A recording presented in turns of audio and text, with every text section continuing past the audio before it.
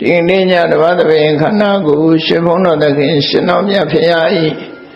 မဟာကရုဏာကုံကိုအာယုံပြုကာတိကျူဖွဲ့ဆိုအပ်သောဝန္ဒနာပနာမအာတိတဂါထာကိုရွတ်ဆိုပူဇော်ခြင်းဖြင့်စတင်ကြရအောင်ယောကပ္ပကောတိဟိမိအပမေယံကာလံကရွန်တောတိဒုက္ခရာနိခေရံကတောလောကဟိတယနာထောနမောမာကာရုဏိကတတတ္တယောနာထောဝိနိယမြာစွာတတဝါဤ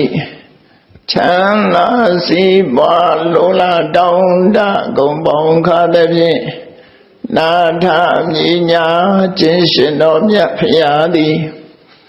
ကပ္ပကောတိဟိပိဂရေကဘာအရေးအတွက်သင်္ချာတို့ဖြင့်တော်လဲအဘေမေယံရေအတွက်တိုင်းတာဖော်ပြခြင်းငါမစွမ်းနိုင်ပါသောကာလလေးအသင်ချင်းသိနေကဘာရှိကြသောကာလပတ်လုံးလောကဟိတယတတ္တလောကဤအကျိုးစီးပွားအလို့ငါအတိဒုက္ခရာနိဥ္စာအသက်ချေလဲအင်္ဂါမေတ္တာကြီးမှသမိတာနှင့်တထာဇနီဆွန်ခြင်းကြီးဟုကျတိထဝေငါးသက်အစုအလွန်ခဲရင်တော်မူတော့ကိုကရွန်တော်ဘုရားဖြစ်ရန်ရည်တန်ကြိုးကုတ်အထုတ်တော်မူရသည်ဖြစ်၍ခေရန်လက်ချေမျက်လုံးအသက်ဆုံးလည်းရဲ့နှလုံးစိတ်ဝံကိုရောဤပင်မညင်းသောကတောဘဝတဏ္ဏကျိန်ဖန်များစွာရောက်တော်မူခဲ့ရရှာလိမ့်မည်မဟာကရုဏိကတတ္တဝါများယင်ဝေသားကဲ့သို့တနာချစ်ခင်မဟာကရုဏာရှင်ဖြစ်တော်မူသောတသနာထသဝိနည်းများစွာတတဝါဤချမ်းသာစီးပွားလိုလားတောင်းတဂုံပေါင်းခါသည်ဖြင့်နာထမြညာထိုရှင်တော်မြတ်ဖရာအားနမောယုတိပြောင်းပြော့မန်ကိုလျော်၍ကရောယုကျိုးရှိခိုးခြင်းသည်အထုဘဝတုစင်စစ်မသွေဖြစ်ပါစေတည်း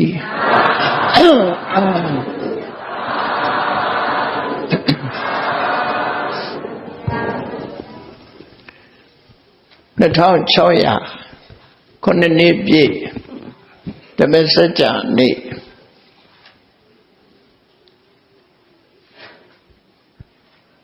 2562နှစ်ဆိုတဲ့သာသနာတော်နှစ်ဟာမြတ်စွာဘုရားပြိဋိဘံစံတော်မူတဲ့နှစ်ကိုအဓိကထားပြီးရည်တွက်တာဖြစ်လို့ဘုရားမရှိတော့တဲ့နောက်မြတ်စွာဘုရားသာသနာတော်ဟာနှစ်ပေါင်း2562နှစ်ရှိပြီလို့ဒီလိုပြောတယ်ပြောမှာကပြိဋိဘံစံတော်မူတဲ့နှစ်လို့သူတို့ဆိုလို့တယ်ပေါ့ဒီကနေ့မြန်မာနိုင်ငံမှာသုံးနေတဲ့သာသနာနှစ်ဆိုတာမြတ်စွာဘုရားပြိဋိဘံစံသွားတဲ့နောက်ကျန်ရတဲ့မြတ်စွာဘုရားရဲ့အဆုံးအမသာသနာတော်ကြီးဟာနှစ်ပေါင်း2562နှစ်ရှိပြီလို့အဆုံးအမတစ်ခုဟာအဲ့ဒါလောက်ကြာရှည်တည်ဖို့ဆိုတာအမှန်တမ်းခဲဒီကနေ့ခေတ်မှာဆိုရင်ခဏနေပျောက်သွားတာပဲเนาะဘာပဲဖြစ်ဖြစ်အထူးဆန်းပြောလိုက်လို့ရှိရင်ခဏနေပျောက်သွားပြန်မကြောက်ဘူးတော့ပျောက်သွားတာတွေအများကြီးပဲနှစ်မကြာခင်နေ့တွေမှာပဲခစ်စားလိုက်ပြီးခဏနေပျောက်သွားကြဗျာလူတွေမြတ်စွာဘုရားရဲ့အဆုံးအမတရားတော်ဟာမပျောက်မသွားပဲနဲ့လူလောကကြီးထဲမှာဒီနှစ်ပေါင်း2600ခုနှစ်ပေါင်း2562နှစ်ထိအောင်ဆုံးမတွေဟာပြန့်ပွားနေသေးတယ်သို့တော့မြတ်စွာဘုရားကိုယ်တိုင်လက်လည်ပြီးတရားဟောခဲ့တဲ့အိန္ဒိယနိုင်ငံမှာတော့ရှိတော့ရှိသေးတယ်မရှိတော့ဘူးလို့တော့ပြောတာမဟုတ်ဘူးနေပါသွားတယ်ရောပါသွားတယ်ပေါ့ပုံပေဘက်မှာဆိုရင်ဘုရားဘာသာတွေတန်း200လောက်ရှိတယ်လို့ဆိုတာအိန္ဒိယမှာမြန်မာပြည်လူဦးရေတဲ့တော့များသေးတယ်ပေါ့ဒေါက်တာအမ်ဘေဒကာဆိုတဲ့ ပညာရှင်ကြီးဘုံမိဘကပညာရှင်ကြီးကသူကနေပြီးတော့ရသော်ဘုရားရဲ့အဆုံးအမတရားတော်တွေကိုလူတွေနားလည်အောင်စာအုပ်တွေရေးတယ်ဟောတယ်ပြောတယ်လုပ်ပြီးအိန္ဒိယနိုင်ငံမှာဇန်နိတ်လို့ခေါ်တယ်ဇာမြင့်နေရဲ့ကျင့်ဖယ်ထားမှုကိုခံရတဲ့လူတွေကိုဟိန္ဒူဘာသာလက်မခံတဲ့လူတွေလို့ပြောမှာပါပဲအဲ့ဒီလူတွေကိုဘုရားဘာသာအဖြစ်သွင်းထားတာဖြစ်တယ်သို့တော့ဘုရားတရဏံကိစ္စမိဆိုယုံလောက်ပဲမြတ်စွာဘုရားရဲ့အဆုံးအမတရားတော်တွေကိုများစွာမသိကြအိန္ဒိယနိုင်ငံသားဘုန်းကြီးတွေလည်းရှိတယ်ပေါ့ဘုန်းကြီးတို့ဗာရဏသီနေတော့ကအိန္ဒိယနိုင်ငံသားဘုန်းကြီးတွေခေါင်းဆောင်ပြီးတော့ဘုံမေဘက်ကဖျားဘူးတွေဟာဗာရဏသီကိုရောက်လာတတ်တယ်အဲ့ဒီဘုန်းကြီးကအိန္ဒိယနိုင်ငံသားပမာတွေခေါ်ဆိုကလာဘုန်းကြီးပေါ့နော်ဒါပဲဟိန္ဒူဘုန်းကြီးနဲ့မတူဘူးဘုရားဘာသာဘုန်းကြီးပဲ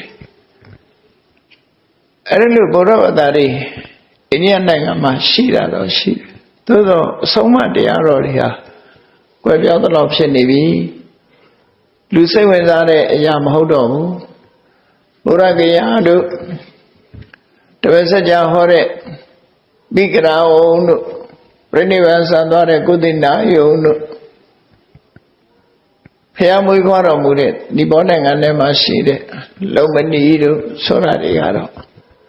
ဘုရားဘာသာဝင်တွေကသွားရောက်ပြီးတော့ဖူးမြော်ပူဇော်ကြသည့်အတွက်ကြောင့်ငွေကြေးရတဲ့နေရာတွေဖြစ်လို့ထိမ့်သိမ်းဆောင်ရှောက်ထားကြတယ်ဘုရားဘာသာတွေလာရောက်ပြီးတော့ဖျားဖူးကြတဲ့နေရာတွေမှာအိန္ဒိယနိုင်ငံမှာဘုရားဘာသာတွေကိုအကြောင်းပြုပြီးတော့ဝင်ငွေရနေတယ်အဲ့ဒီဝင်ငွေကိုအကြောင်းပြုပြီးတော့အဲ့ဒီနားမှာမြတ်စွာဘုရားနဲ့မြတ်စွာဘုရားရဲ့ historical site လို့ဆိုသမိုင်းမှတ်တမ်းဝင်နေရာတွေမှာဆောက်ရှောက်ထားကြတာဖြစ်တယ်ပေါ့အဲ့လိုအိန္ဒိယနိုင်ငံမှာမူလပထမမြတ်စွာဘုရားလှည့်လည်ပြီးတော့တရားဟောတဲ့ဒေသဖြစ်လင်ကစားတဖြည်းဖြည်းလူတွေရဲ့တဏ္ဍာမှာမြတ်စွာဘုရားရဲ့အဆုံးအမတရားတော်တွေဟာပျောက်ကွယ်လူနှီးပါဖြစ်နေတယ်သို့တော့ပျောက်ကွယ်သွားပြီလို့တော့ပြောလို့မရဘူးရှိသေးတယ်လို့ဆိုမှာဖြစ်တယ်ယုံကြည်တဲ့ပုဂ္ဂိုလ်တွေရှိသေးတယ်ဘုန်းကြီးတို့ဗာရဏသီရောက်စ80နဲ့1986ခုနှစ်ကဗာရဏသီကိုရောက်သွားတဲ့အခါဗာရဏသီကတက္ကတတက္ကသိုလ်တက္ကတဘာသာတက္ကသိုလ်မှာပါဠိပညာရှင်တူကဥပတ္တရာလို့ခေါ်တယ်သူကဘုရားဘာသာဘုရားဘာသာပမောက္ခပြမနာလူမျိုးဗမာပြည်ကဆရာတော်တွေနဲ့ယဉ်နေတယ်အထူးသဖြင့်ဒေါက်တာယေဝရတို့နဲ့ယဉ်နေတယ်ပေါ့အဲ့ဒီဥပတ္တရာဆိုတဲ့ပမောက္ခကြီးဘုန်းကြီးနေစဉ်5လအတွင်းမှာမကြမ်းမဖြစ်လို့သူ့ကို BHU လို့ခေါ်တဲ့ဟိန္ဒူ University ဗာရဏသီဟိန္ဒူ University တဲ့ဆေးရုံကြီးတွေဆေးရုံတက်နေတာကိုတော့ပြီးတော့မေးဦးတယ်သို့တော့အဲ့ဒီဆရာကြီးဟာဆေးရုံမှာပဲဆုံးသွားတယ်သူကအမတမချမ်းသာတယ်သူ့အကိုတွေပါတွေက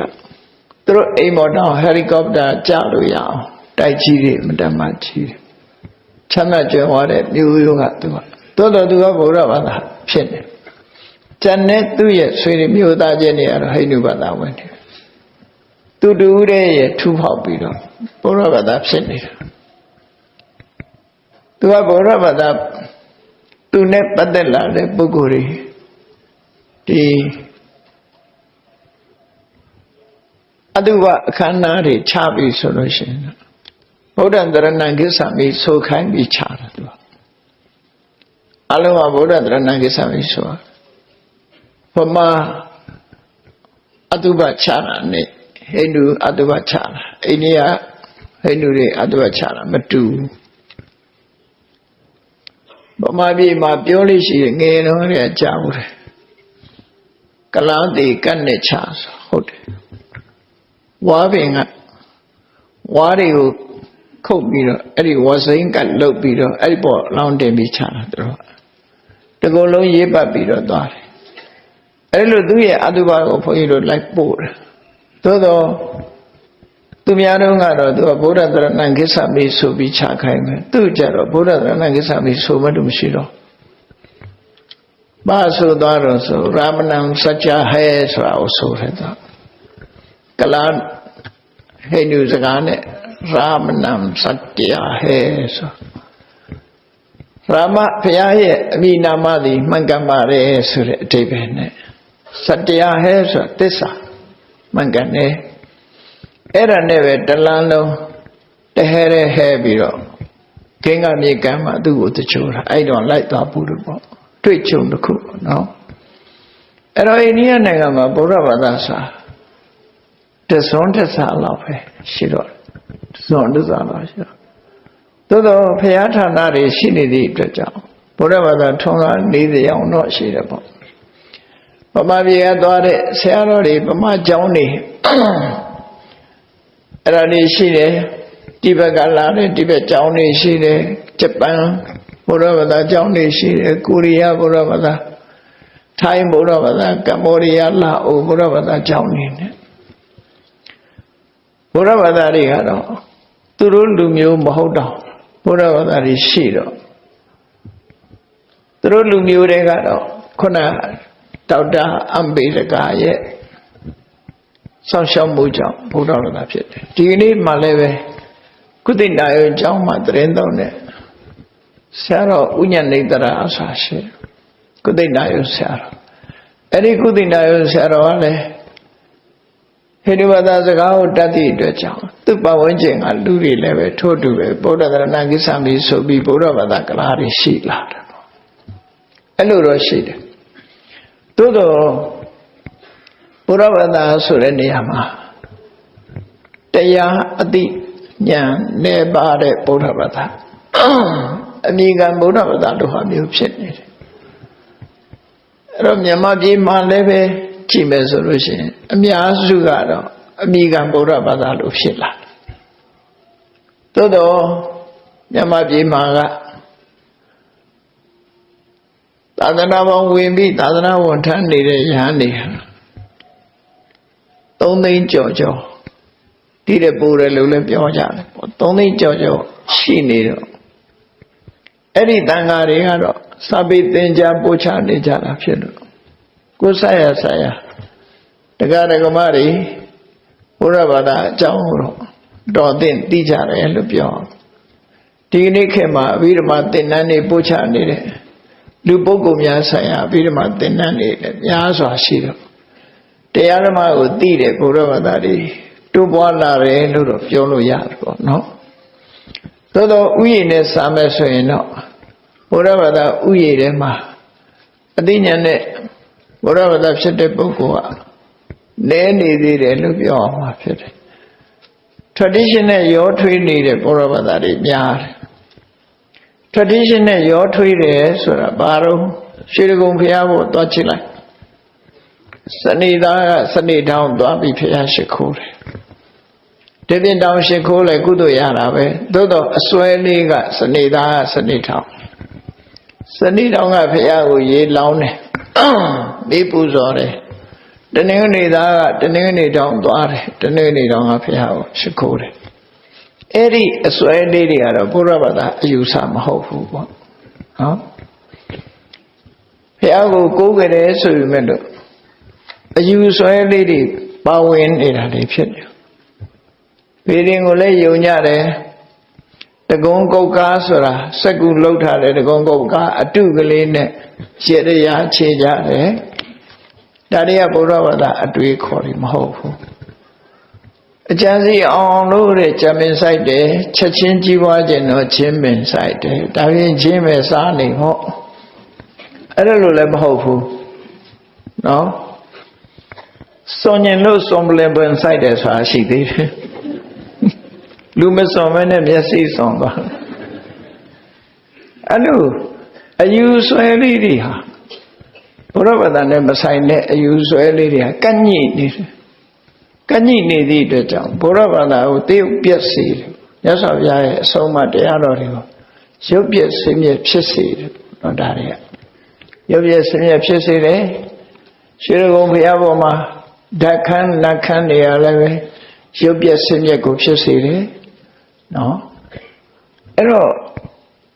တကယ်လူတွေယုံကြည်ကိုးကွယ်မှုဟာတတ်တတ်ပြတ်ပြတ်ဆိုလို့ရှိရင်မြတ်စွာဘုရားကိုရှိခိုးတယ်ဆိုလို့ရှိရင်လေကျေးဇူးတရားကိုအောင်းဝေးပြီးခုံတော်ကိုရှိခိုးတာပဲဖြစ်တယ်ဘယ်နေရာကပဲရှိခိုးရဘယ်တောင်မှမဟုတ်ဘူးကိုယ်တောင်ကိုကိုရွေးเสียမလို့အမေဖေကမှားပြီးတော့တနင်္ဂနွေသားဖြစ်တဲ့စနေသားလို့လုံးလိုက်ရင်မခက်ပေဘူးလားနော်ကိုလည်းသိချာသိတာမဟုတ်အဲ့တော့မှားနေပြီးတော့ဒီရင်းဆရာလည်းပဲမှားတွက်ပေးလိုက်လို့ရှိရင်မခက်ပေဘူးလားအဲ့ဒီအယူဆွဲတွေကတော့မကမှုမရှိဘူးဘုရားဘာသာနဲ့မဆိုင်ဘူးလို့ဒီလိုပြောအောင်ဖြစ်အဲ့ဒီအယူဆွဲတွေကင်းပြီးတော့တကယ်တရားဓမ္မအနှစ်သာရကိုသိအောင်ကြိုးစားရအောင်ဘုရားဘာသာစစ်ဖြစ်ဖို့ကြိုးစားကြအောင်ဘုရားဘာသာစစ်ဖြစ်ပြီးဆိုရင်ကံကံရဲ့အကျိုးယုံကြည်တယ်ခုနပြောတဲ့မင်္ဂလာဆိုတာတွေကိုလောကီမင်္ဂလာတွေကိုမယုံကြည်ဘူးအဲ့ဒါလောကီမင်္ဂလာလို့ခေါ်တယ်တော့သူ့တောင်းနဲ့သူ့ရဲ့နဲ့သူ့နဲ့ခတ်နဲ့သွားလောက်တာတွေကဒါလောကီမင်္ဂလာနဲ့ဆိုင်တယ်လောကီအယူဆတွေနဲ့ဆိုင်တယ်မြတ်စွာဘုရားရဲ့အဆုံးအမတရားတော်နဲ့တခုမှမဆိုင်ဘူးမြတ်စွာဘုရားရဲ့အဆုံးအမတော်နဲ့ဆိုရင်ကိုယ်စိတ်ထဲမှာမကောင်းတဲ့လောဘဒေါသမောဟဆိုတဲ့အညစ်အကြေးတွေကိုတန့်ရှင်းအောင်လှုပ်ခြင်းသာလည်းအဓိကဖြစ်တယ်ပေါ့စိတ်ကောင်းနှလုံးကောင်းထားရမယ်ကိုယ်ကျင့်တရားမပြတ်အောင်ထိန်းသိမ်းဆွမ်းရှောက်ရမယ်လူတိုင်းပေါ်မှာမေတ္တာထားနိုင်ရမယ်ကြီးပွားတိုးတက်တဲ့ပုဂ္ဂိုလ်တွေပေါ်မှာနာလို့မရှိစိမ့်ဆိုတဲ့အိတ်သာမပွားရဘူးကိုရှိတဲ့ပစ္စည်းဥစ္စာကိုလည်းပဲကိုယ်သာသုံးမယ်ဆိုတဲ့ကျင့်မြောင်းတဲ့စိတ်ဓာတ်မရှိဘဲနဲ့အလုံးနဲ့မျှဝေသုံးမယ်ဆိုတဲ့ကျေပြတ်တဲ့ generosity ဆိုတဲ့စိတ်ဓာတ်မျိုးနဲ့နေထိုင်ရမှာအဲ့ဒါဘုရားဘာသာရဲ့ဆုံးမတရားအဲ့ဒီဆုံးမထဲမှာနိနံဆိုတာလည်းမပါဘူးဆူတော်မြည်ဖရာဆူတော်မပြည့်တဲ့ဖရာလို့လည်းခွဲခြားစရာမရှိဘူးနော်အခုခွဲခြားပြီးတော့ဆူတော်ပြည့်ဖရာမှာသွားပြီးဆူတောင်းတာဆူတော်ပြည့်ခြင်းတာဆူတော်ပြည့်တာဖရာနဲ့မဆိုင်ဘူးဘယ်သူနဲ့ဆိုင်လို့ဆိုဆူတောင်းသူကိုယ်တိုင်နဲ့သက်ဆိုင်အဲ့ဒါလေးကိုမှတ်သားထားဖို့လိုတယ်ဆူတောင်းပြည့်ဖို့အတွက်ကိုယ်မှာဘာအရေးချင်းနေရှိရမလဲဆိုတတ္တာရှိရမယ်မြတ်စွာဘုရားရဲ့အသိဉာဏ်ကိုယုံကြည်တဲ့တတ္တာသီလကိုယ်ချင်းတရားရှိရမယ်ပြည့်ပြည့်ဝဝ၅ပါးသီလလုံးလုံးချုံချုံတုတ္တမြတ်စွာဘုရားဟောကြားထားတဲ့ဓမ္မစကြာတို့အနတ္တလက္ခဏာသုတ်တို့ပဋ္ဌာန်းတို့စသဖြင့်အဘိဓမ္မာတို့ဘာသာတရားနဲ့ပတ်သက်ပြီးဟောပြောတဲ့တရားနဲ့ပတ်သက်ပြီးတော့ကြာဘူးနာဝဘောဓုတရှိရစာကစွန့်ကြဲမှုမစ္စရိယတရားကိုဖယ်ရှားပြီးတော့ငါရှိတဲ့ပစ္စည်းဟာအလုံးနဲ့မျှစားမယ်ဆိုတဲ့စိတ်ဓာတ်မျိုးရှိရဒီလိုဆိုလို့တော့ပညာတဲ့ကံကံဤအကျိုးကိုလက်ခံခြင်းကောင်းတာလုပ်ရင်ကောင်းတာဖြစ်တယ်မကောင်းတာလုပ်ရင်မကောင်းတာဖြစ်တယ်ဆိုတဲ့ကံကံဤအကျိုးပေါ်မှာလက်ခံထားတဲ့ကမ္မတက္ကတာသမ္မာဒိဋ္ဌိ responsibility လို့ခေါ်တယ်တာဝန်ယူမှုတာဝန်ရှိမှုကိုလက်ခံထားတယ်ဆိုလို့ရှိရင်အဲ့ဒါပညာအဲ့ဒီပညာအနေနဲ့ဆင့်တက်တဲ့အခါမှာလူဆိုတာယုံနာနှမျိုးနဲ့ဖွဲ့စည်းထားတာဖြစ်တယ်လူဆိုတဲ့ဝါဟာရသည်ပညာမြတာဖြစ်ပြီးအတွင်းအနှစ်မှာတော့ပရမတ်မှာတော့ယုံနဲ့နာနှမျိုးသာရှိတယ်ရုပ်ဆိုတာအသိစိတ်ကင်းမဲ့တယ်နံတရားကသာအသိစိတ်ရှိတယ်အသိရှိတယ်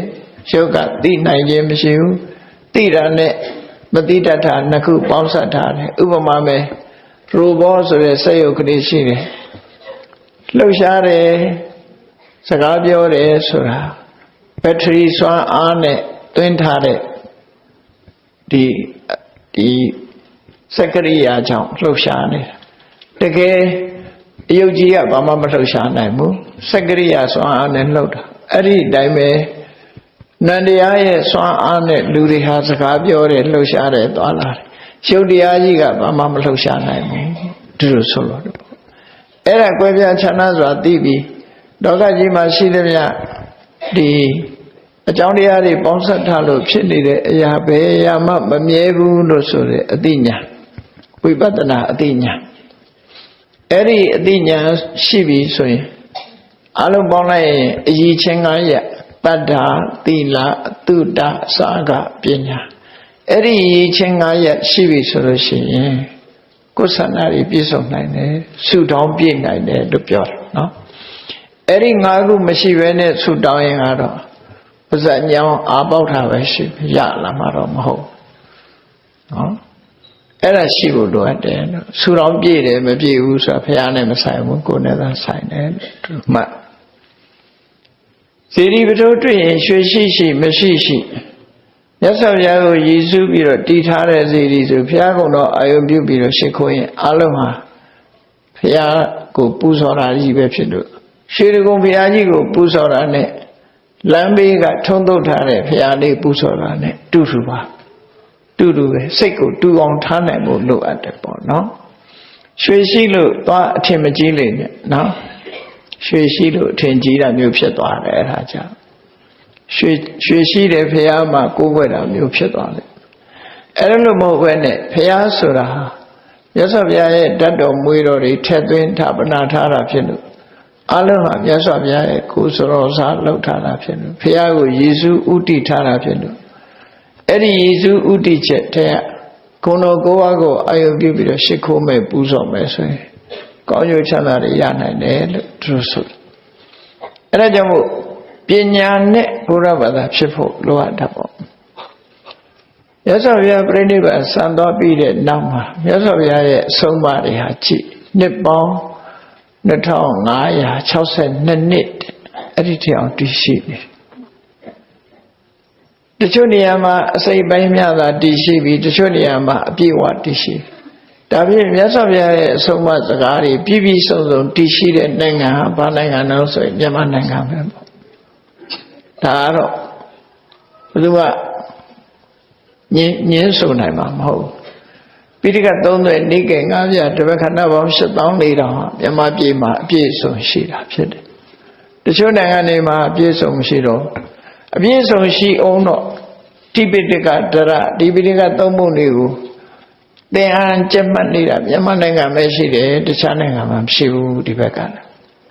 သင်ကြားပို့ချနေတာလေတခြားနိုင်ငံတွေမှာအလွန်အားနည်းတယ်နော်မြန်မာပြည်မှာအလုံးပေါင်းနေသင်ကြားပို့ချပိဋကအုပ်ရည်40ရှိတယ်တိပိဋကတရဆိုတာအုပ်ရည်40တဲ့ကအုပ်ရည်20အလွတ်ကျက်ပြီးပြန်ဆိုတယ်အဓိပ္ပာယ်နဲ့လုပ်တယ်အဲ့ဒါမြန်မာနိုင်ငံမှာပဲရှိတယ်နော်အုပ်ရည်20ဆိုကျန်တဲ့အုပ်20ရလဲဒီအုပ်20ကိုလေ့လာခြင်းအပြင်ကျန်တဲ့အုပ်20ရလဲအလုံးနားလည်သွားနိုင်တဲ့အနေအထားရှိတယ်ပေါ့နော်အလုံးနားလည်သွားသင်ကြားပို့ချသင်ယူနေကြတာတော့အုပ်20မကဘူးဒီတဲ့ပုံများတယ်ဆိုတော့ဒီသာမဏေချောသံဝဲလို့မန္တလေးကလူတွေကသိကြတယ်တက်ကြသည်ဟာသာမဏေချောသံဝဲဆိုတာအဲ့ဒီအုပ်ရည်40ထဲမှာဝိနည်း5ချမ်းရယ်ဝိနည်းက5အုပ်အင်္ဂုတ္တက3အုပ်ဓမ္မပဒအထက်ကထာက2အုပ်အဲ့ဒီအုပ်တွေကိုသင်ယူကြရတာဖြစ်တယ်ကိုရင်ဘဝနဲ့အဲ့ဒါတွေကိုသင်ယူကြအောင်အဲ့တော့ဝိနည်းပိဋကတစ်ခုစလုံးတစ်ခုလုံးကုန်သွားပြီနိကေတဲ့ကအင်္ဂုတ္တရနိကေဆိုရင်နိကေတစ်ခုကုန်တယ်ဓမ္မပဒဆိုတာတော့အထက်ကထာခုတကနိကေတဲ့ကကျန်တဲ့ကျန်မြတာဖြစ်တယ်အဲ့ဒါကိုလေးလာသင်ယူကြရတယ်နောက်တစ်ခါပိဋကမြန်မာပြန်ပါဠိတော်မြန်မာပြန်ဆောင်းဝဲဆိုတာကြတော့ရှိသမျှဟာတွေအကုန်ပါတယ်ဓမ္မစရိယဆောင်းဝဲလို့ဆိုတဲ့နေရာမှာဂုံဒုဒန်းဆိုတာရှိသေးတယ် ကျမ်းရင်းနဲ့ဂုဏ်တုဒ္ဒလို့နှစ်ခုခွဲထားတယ်ကျမ်းရင်းဆိုတာမူလအဓိကထားတာတော့ဝီနီးငါးကျမ်းကိုဖွင့်ဆိုတဲ့သမန္တပါဠိကအထက်ကထာရဲ့ဒီကနိကေကိုဖွင့်ဆိုထားတဲ့တိရက္ခဏဝက်ကအထက်ကထာရဲ့အဘိဓမ္မာခုနှစ်ကျမ်းကိုဥစဖွင့်တဲ့အထသာလေးနေထက်ကထာရဲ့ဒီအထက်ကထာကြီး၃ဆောင်ကိုဥတည်ပြီးတော့ကျမ်းရင်းလုပ်ပြီးကျန်တဲ့အထက်ကထာအလုံးလောက်နီးနီးကိုထက်သွင်းပြီးတော့မေကုံထုတ်သွားတယ်ဆောင်ဝဲရတော့ဓမ္မစရိယဓာန်ဂုဏ်တုဒ္ဒလို့ဒီလိုခေါ်တယ်အဲ့ဒါလေးဗမာပြည်မှာဖြည့်ဆိုးနေကြတယ်အောင်မြင်တဲ့ပုဂ္ဂိုလ်တွေလည်းနှစ်စဉ်ဓမ္မစရိယအောင်တာဘယ်နှပါရှိတယ်ဆိုတာအဲ့ဒီကျမ်းလေးအောင်တာပဲဒါကြောင့်မို့လို့မြန်မာနိုင်ငံမှာတော့ပိဋကစပြီးအင်အားသင်ယူမှုအင်အားကောင်းတယ်နောက်တစ်ခါတစ်ဖက်ကနေကျင့်သုံးမှုနဲ့ကြည့်လိုက်မယ်ဆိုလို့ရှိရင်အိုးရိပ်တာတွေအများကြီးရှိတယ်တရားရိပ်တာတွေအများကြီးမဟာစီဆရာတော်ဘုရားကြီးရဲ့ဥပနိဒေယမိုးကုတ်ဆရာတော်ဘုရားကြီးရဲ့ဥပနိဒေယလေရီဆရာတော်ဘုရားကြီးတို့ရဲ့ဥပနိဒေယစသဖြင့်ဆရာတော်ကြီးတွေရဲ့ဥပနိဒေယအတိုင်းရိပ်တာတွေကလည်းတရားရိပ်တာတွေအများကြီးရှိတယ်အဲ့တော့ပฏิပတ်တဲ့ဒီဘက်ကလည်းပဲမြန်မာနိုင်ငံမှာထွန်းကားနေတာလို့ဆိုတယ်ဒါကြောင့်မို့ဘုရားဘာသာအနေနဲ့မြန်မာပြည်မှာအပြည့်အဝတည်ရှိတယ်လို့ဆိုရမှာဖြစ်တယ်သို့တော့လူပုဂ္ဂိုလ်နဲ့ချိန်မယ်ဆိုလို့ရှိရင်ကတော့အသိပညာနဲ့ဘုရားဘာသာဖြစ်တဲ့ပုဂ္ဂိုလ်ကရာခိုင်နှုန်းနည်းလိမ့်မယ်မြို့ဗလာဘုရားဘာသာဝင်တွေကပို့ပြီးတော့များလိမ့်မယ်အဲ့ဒီမြို့ဗလာဘုရားဘာသာတွေကိုသင်္นานတွေပို့ချပြီးတော့အသိပညာတွေပေးတယ်တရားပွဲတွေကျင့်ပပြီးတရားတွေဟောခြင်းအပြင်အသိပညာတွေရလာလို့ပညာဘုရားဘာသာတွေဖြစ်လာအောင်မှာပါဒီလိုနည်းနဲ့ဖြစ်လာတာပေါ့နော်အသိတရားတွေရလာအဲ့တော့မြတ်စွာဘုရားရဲ့အဆုံးအမဟာကဘာမှာနှစ်ပေါင်းများစွာကြာသည်ထိအောင်ခဏထိအောင်တည်ရှိနေတာထူးခြားအံ့ဩဖွယ်တစ်ခုကောင်းတယ်ပေါ့နော်ထူးခြားအံ့ဩဖွယ်ကောင်းတယ်အရေးနဲ့ပတ်သက်တဲ့အလုံးကြောင်းလိုက်ကြလိမ့်မယ်Max ဝါဒတို့လီနင်ဝါဒတို့ဆိုဘောစီတုံးဝါဒတို့ဆိုအဲ့ဒါတွေလည်းပဲအယူဝါဒတစ်ခုအနေနဲ့ပေါ်ထွန်းလာတယ်ဘောစီတုံးဝါဒမပေါ်ခင်ကတော့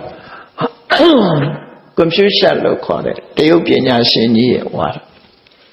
အဲ့ဒါတွေလည်းတချို့တွေကပျောက်ကွယ်သွားပြီမိတ်သွားပြီအယူဝါဒတွေဟာတဖြည်းဖြည်းမိန်ပျောက်ကွယ်သွားကြတော့ဗုဒ္ဓရဲ့အယူဝါဒဟာကိုယ်ပဲစိတ်ကသူဗုဒ္ဓဘာသာဝင်ဥယျာတော်တော်များများလိုက်စားနေကြသေးတယ်ဖြစ်တယ်အဲ့တော့ဗုဒ္ဓဘာသာဟာတခြားဘာသာတွေနဲ့မတူတာတော့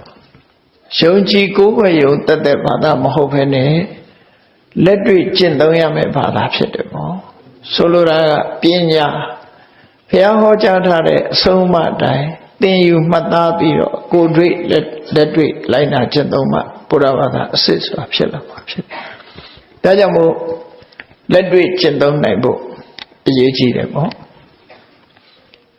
ဒီကနေ့2600ခုနှစ်တပည့်ဆက်ကြအခါတော်နေ့ဖြစ်တယ်။ရသော်ဗျာအာသနာတော်နှစ်2562နှစ်ထဲမှာဘုရားဖြစ်သူရောက်တဲ့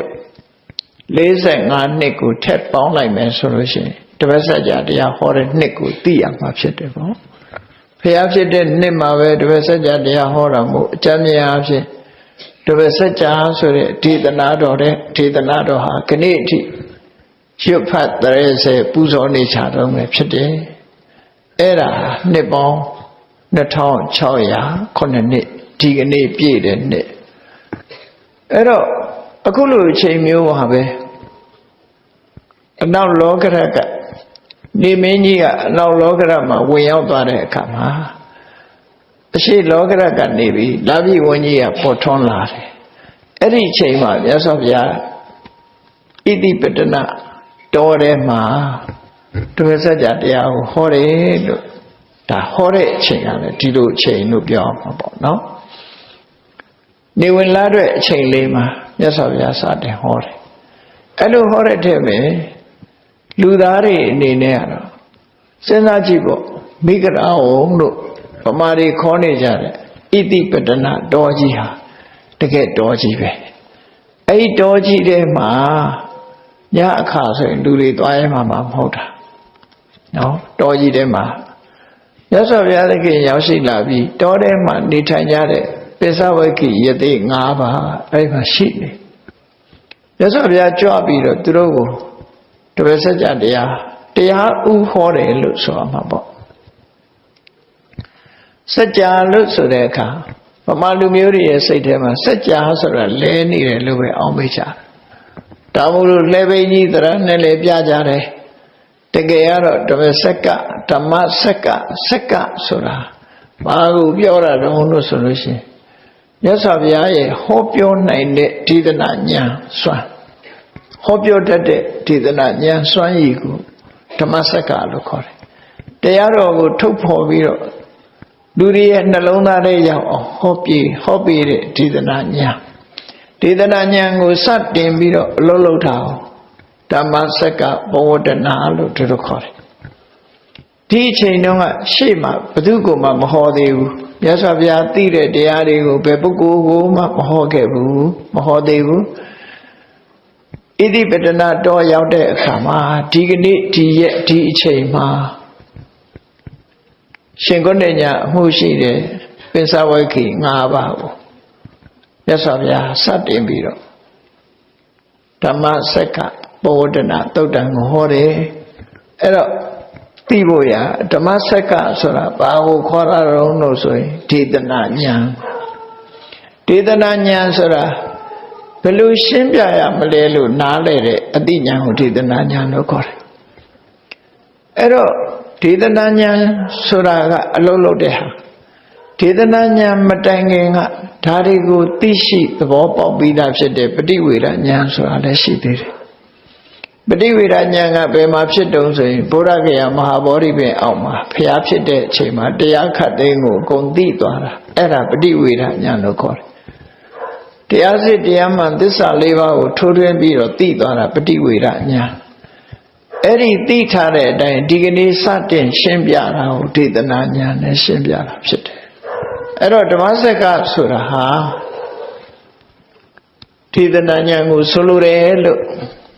စတင်ပြီးတော့ဟောပြောတဲ့အလုပ်ကိုမယမနာဆောင်ရွက်တော့မှဖြစ်တယ်ပေါ့ဒီကနေ့ဟာစတင်လိုက်